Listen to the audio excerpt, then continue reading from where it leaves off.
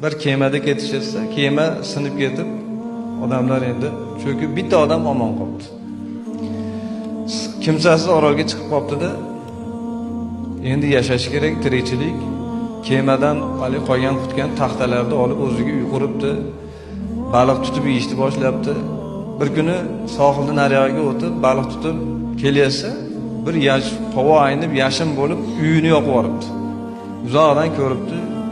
Yugurib kelsa, uy kul bo'lib yotibdi. Har kuni Xudoga duo qilar ekan, Parvardigor, mana shu kimsasiz oroldan meni qutqargin. Endi uy yonib ketdi.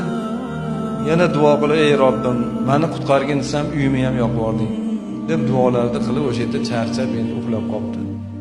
Odamlarda ovozi uyg'otibdi. Uyg'onsa odamlar turibdi. Sizlar qayerdan keldilaring dedi. Biz batdan tijoratga shehirdan doim o'tamiz. Hech kimsasiz orol edi bat. Qarasak tutun chiqyapti. Bir gap bor shekilli deb keldik. Uyini Alloh nimaga yoqib yubordi? Buni qutqarish uchun. Sizga bitta sinov kelgan bo'lsa, siz jahannamdan qutulish uchun balkim Alloh sinov berar ekan. Mo'minlarga albatta sinov foydasiga keladi.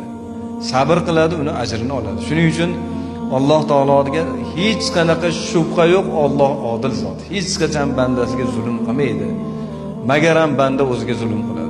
Allohga kufr keltiradi, Allohga isyon qiladi, Allohga shirk keltiradi, o'ziga o'zi zulm qiladi xolos.